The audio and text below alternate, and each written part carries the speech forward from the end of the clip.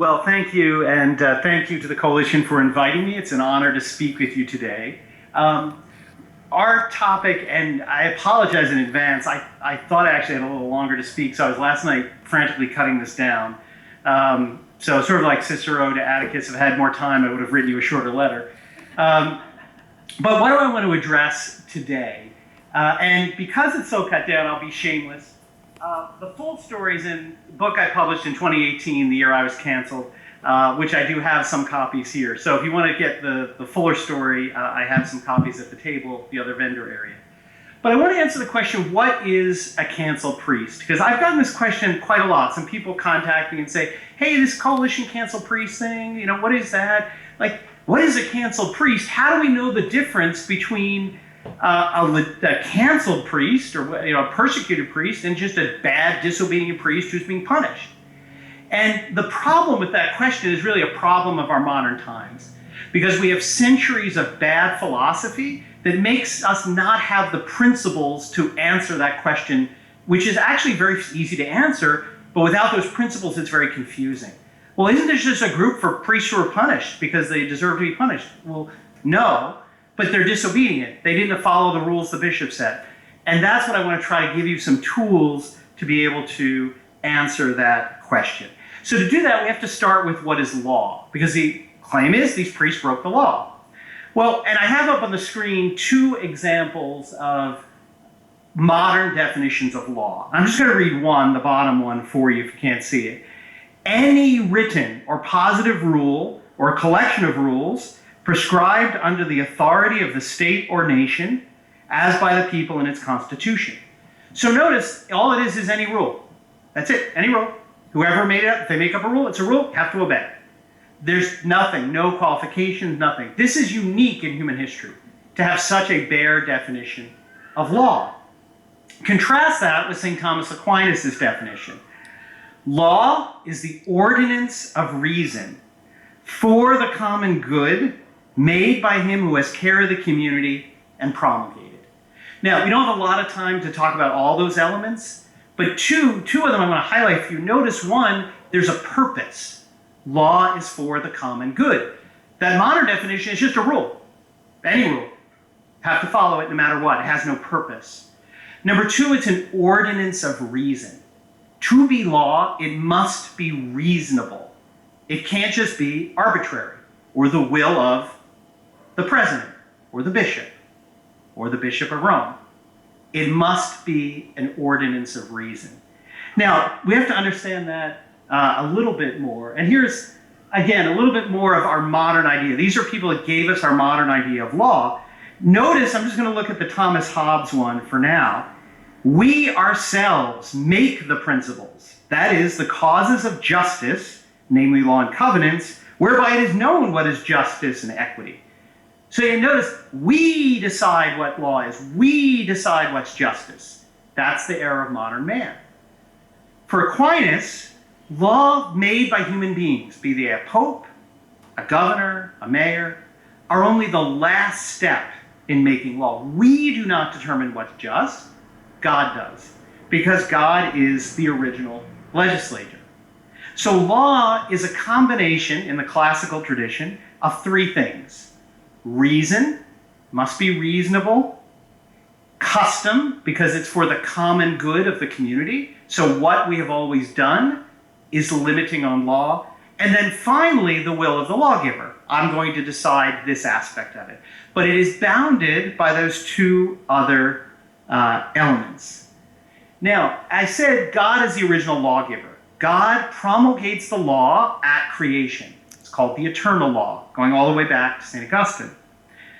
And what he does is he promulgates principles of reason, the natural law, through the eternal law. Secondly, he promulgates the divine law, rules that are reinforcing the moral law and giving specific religious prescripts.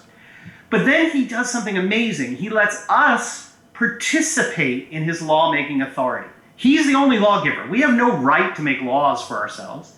He does. But he says, I want you, just like he says to parents, I want you to participate in my creation. But you can't, you're not God. You can't just control it. I'm not going to do it now, right? That's the flaw of contraception. We think we're God. We're not God, we're just participants. He gives us a share of procreation. Same thing with law. We are not the makers of law deciding what's just and unjust. But he says, I'm going to give you a part to play. I will create the general principles, and then you can define them further. And this is actually the oldest canon law textbook written by the father of canon law, Gratian, the opening passage. Notice he says the human race is ruled by two things, namely, jus naturale, natural law, and long-standing custom. Doesn't say, notice, not by the rules made by your king, natural law and custom. We start with natural law, with the principles, and then we add to that the customs of the people as protected and guided by their rulers. So from this very high-level summary, what are the points we can take from it? Law is more than random rules. Law must be rational and for the common good. Law also includes the long-standing customs of the community, be that the church or the nation. Any purported rule that is not reasonable, oriented to the common good, in accordance with long-held custom, is no law at all. So what is the process of lawmaking? God, as I said, has established the principles, the starting point of all law. They cover all cases because they are general, right? But then he wants us to move from the general to the particular, to give more particular advice and rules on how to live out that general principle of natural law. Now, again, sometimes this is hard in the abstract, so let me give an example. The fifth commandment, thou shalt not kill. Thou shalt not unnecessarily endanger the lives of other people. Okay, that's the principle of natural law. So we get these big mechanical devices that can kill people driving around in cars. We don't want to endanger people's lives. How do we drive in an orderly way to comply with the fifth commandment? Well, we need to make a decision. Should we all drive on the right or the left? God leaves that determination to the legitimate authorities. You decide, I'm going to give you some of my power, but that power is limited. You can't just say, okay, God, we'll decide that every 3 minutes, everybody randomly changes sides of the road. That's our rule. No, because that is not reasonably a determination of the general principle. Now, we can be like the English and pick the left, or Americans switch to the right. God says that's fine. But you can't, there's no third option. You're limited by the general principles. Now, what are some other aspects of this that, again, we don't have a lot of time to go into, but two other virtues that come out of this. Because there's a greater level of law, our rules are not all there is. And our rules are incomplete. Because whenever you get specific, you may leave cases out. And we're not God, so we're not omniscient. So we can't make laws that cover everything. So there are two concepts that go back to the ancient world, gnome and epikeia. Two Greek words simply for, the first one is, we might say gap filler. It's not quite best translation, but when the law is incomplete, it doesn't explain what to do in a case, the natural and divine law provide principles. Equity, when the rule made by the rule maker is not achieving the goal of law, you don't follow it. Equity steps in and you go back to the general principles of natural or divine law. So these concepts are completely gone from the modern legal system.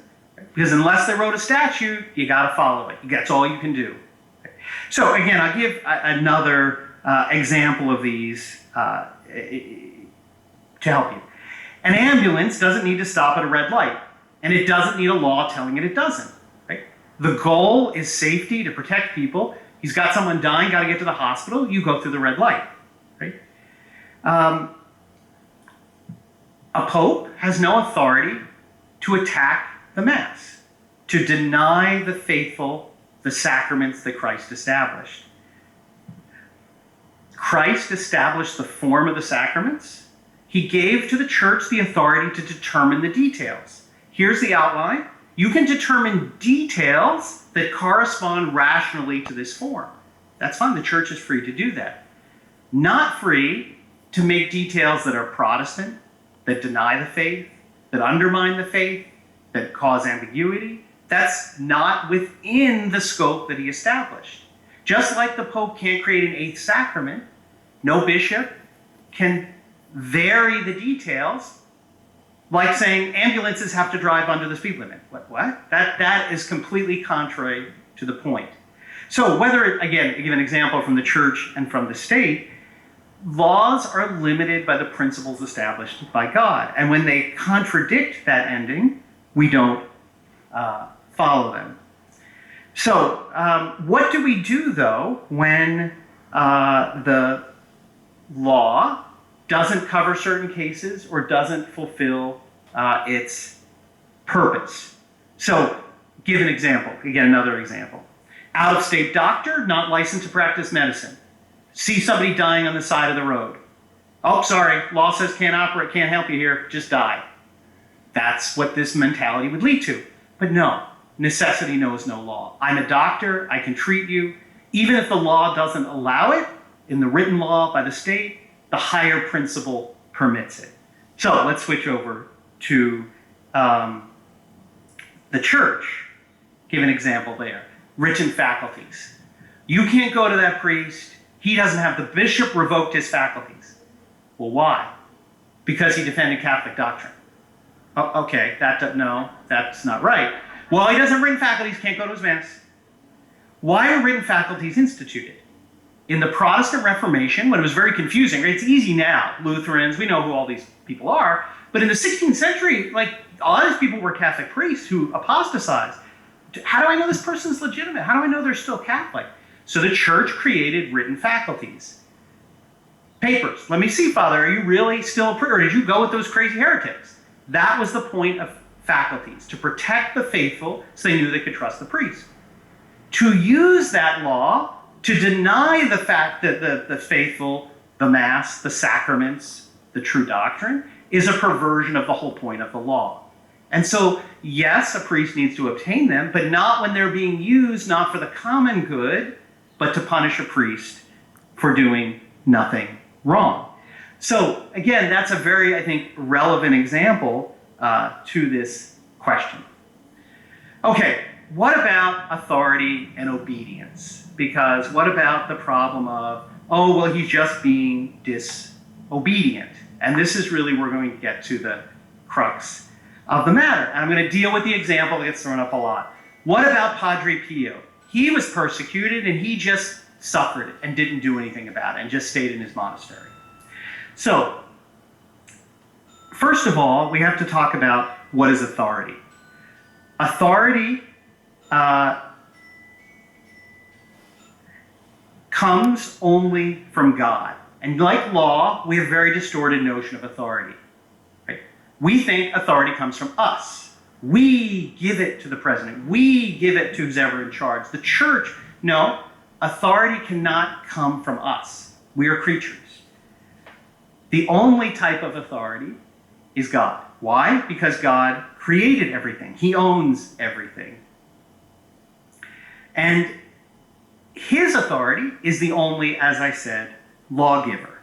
However, he gives this authority to legitimately selected or appointed officials to fill out those details.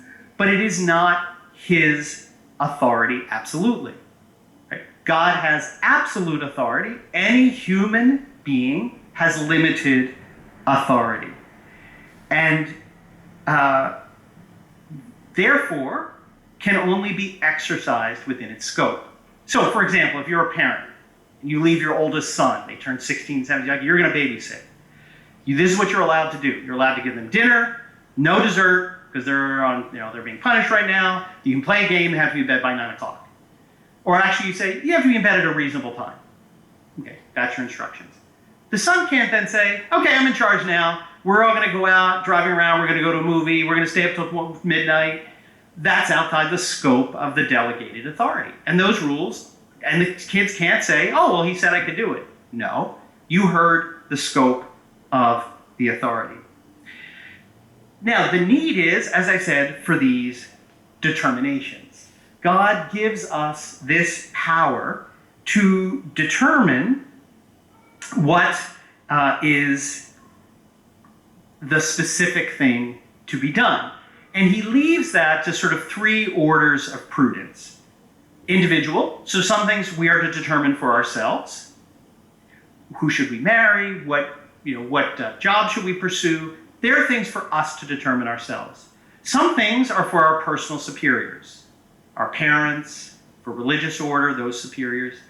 And then some things are left to the higher authorities, the state, the nation, and the church, in their proper sphere.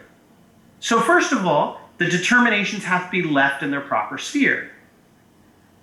A bishop can't order you to marry someone. That's not within the scope of his authority. But he's a higher authority. The bishop has more. Yes, but that's outside the scope of his authority to make that determination. That's for the individual. Right? Decisions about raising children are for the familial authority, for the parents. Right? So authority can only be exercised within these spheres or circles where it's granted. It then has to be an actual determination of natural and divine law, not a perversion or not something oriented to a different goal, to a different end. It's within scope. Now, again, the one area we're willing to see limitation, oh, you're not the actual person, you stole the office, you had a coup, you're not the real president, so you don't have authority. We get that one, we accept that one. And that's the danger, because when we see in the church authorities like bishops or popes issuing these wrong rules, punishing priests, the only thing we can fall back on is, well, you must not be a bishop. You must not really be the pope. But that's not really the answer. But that's the only answer we have, because we think if you are legitimately in the office, you can do anything you want. Wrong. You may legitimately in the office, but you cannot do anything you want. You're bound by the natural and divine law and by the ends for which you are to direct that. So what do we do when we're faced with one of these unjust exercises of law? Well, St. Thomas gives us the answer. He says any rule that is made by an authority that is contrary to the natural or divine law, that exceeds their authority because it's not a proper determination, it's not an ordinance of reason, it's not for the common good, is no law at all. He says these are like acts of violence rather than laws, because as Augustine said, an unjust law is no law at all. So, what about obedience, which is the flip side of authority? But don't we just have to obey them because it was their job to make it? Well, again, obedience is bounded by authority.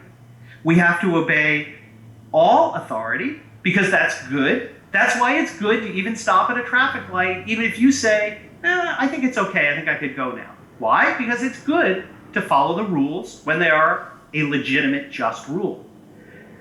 But what about when they contradict the divine or natural law?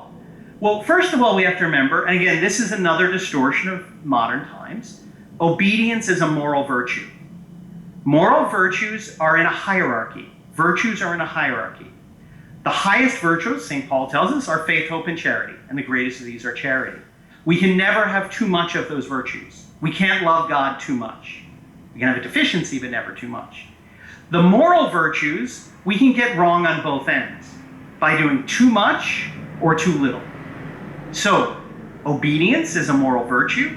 We can have a lack of obedience, that's a vice, but we can also have an excess of obedience to where we obey and violate the higher virtues of faith, hope, and charity. So we can never obey if it's against the faith or against the love of God. Now, you think, well, that seems to make sense. I have seen a letter written by a bishop of the Catholic Church to someone saying, you should just obey this closure and shutdown of the Mass because obedience is greater than the faith. That's the problem. Obedience has been made a theological virtue that you can never have too much of. But you can. St. Thomas called it servility. So we have to realize that our obedience is limited by the authority of the lawgiver. If they exceed their authority, we don't have to obey. But it's a little more complicated. St. Thomas tells us, and again, I'll quote from St. Thomas again, okay, so what if we have one of these unjust laws that are not meeting this criteria? What do we do? Well, he says, first of all, does it directly contravene the divine and natural law? Does it order you to do something directly against the divine and natural law? If so, you can't do it. The example he gives is the emperor orders you to offer incense to a pagan god, can't do it. Translate to our time. You will bless imitations of the sacrament of marriage by two people of the same sex, bishop to a priest. That is directly contravening the divine and natural law. You cannot bless something that is intrinsically evil. Can't do it. Doesn't matter the cost, as Abby Johnson said. Can't do it. Okay, but what about laws that don't directly force you to do something against the divine and natural law?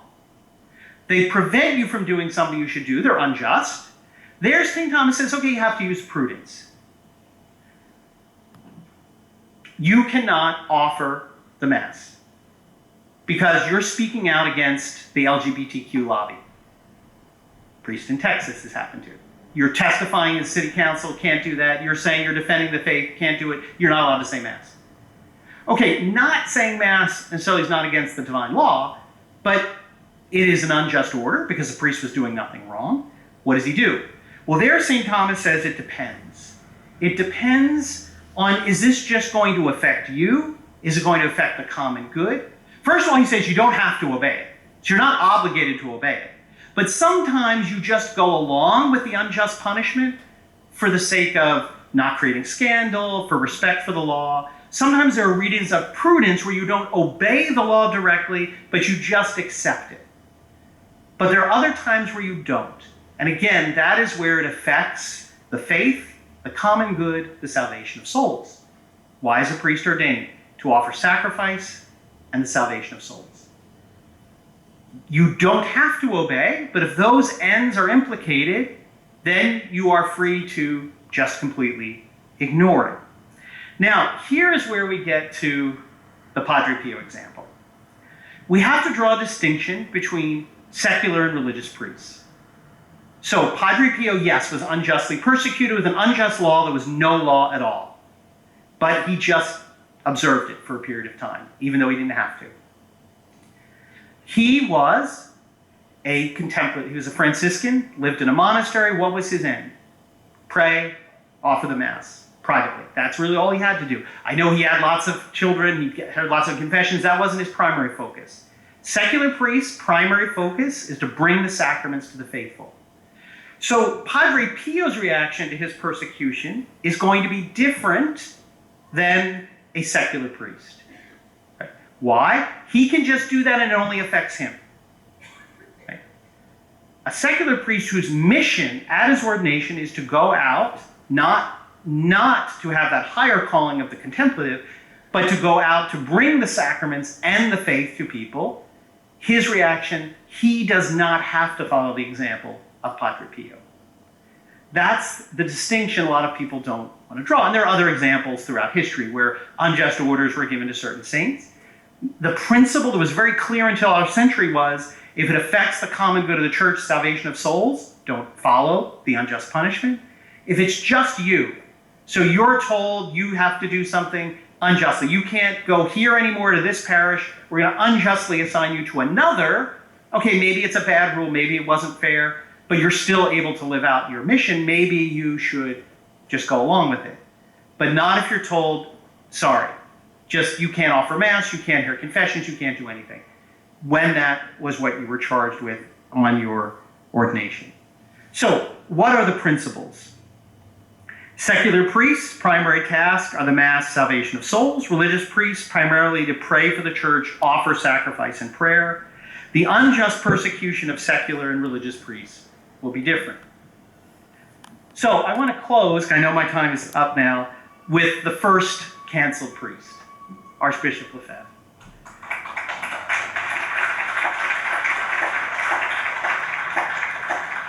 he was schooled in the seminary, the French seminary, by Father Lafloc in these principles. And so he knew how to act without hesitation. His first reaction when he was being persecuted by the Vatican in 1969 was, I'm done. I've been a bishop. I've been a missionary. I'm retiring. I'm just going to go say my private mass by myself. It was only when seminarians came to him and said, we can't get a seminary formation with the faith. There's no seminary in the world. And first he said, well, go here, try here. That it's heresy, we can't. And finally he said, okay, this is now affecting the common good of the church. I will found a seminary. He saw the distinction. If he was just a retired elderly bishop, he was happy to go off and leave things alone and suffer the persecution in silence. When it affected the good of the church, he knew he did not have to obey. And that's why Vatican threw everything they had at him. He said, we account these as nothing, these suspensions ad divinis, the purported declaration of excommunication. Why? Because he said, I know the principles. I am only doing what every bishop of the Catholic Church has done for 2,000 years. We know that can't be wrong. These are pieces of paper. I know Bishop Fillet tells a story about a priest who was, quote, excommunicated and laicized for preaching the faith. He brought that document to Cardinal Levada, the Congregation of the Doctrine of the Faith. He says, and it wasn't one of their priests. It was a diocesan priest who came to them for help. He said, what do I do with this? He said, I'll throw it in the garbage. He said, well, this is a document of the Vatican. Oh, it's worthless. That's the Congregation for Religious. That is what we have to recognize we're living through. We have to make these distinctions. You can't be punished for something that is right. And even if it, quote, breaks the law, it doesn't break the law of God. We ought to obey God rather than men. Really, if not for I've handed on what I received, probably the second best epitaph for the tomb of Archbishop Lefebvre. But I think you'll hear more about that angle from Kennedy Hall tomorrow. So thank you for your time, and thank you to the Coalition for all you do.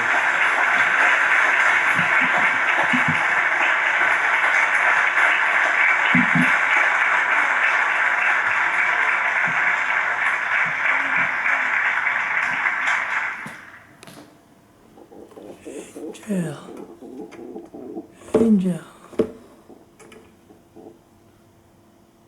you now have the authority, Angel.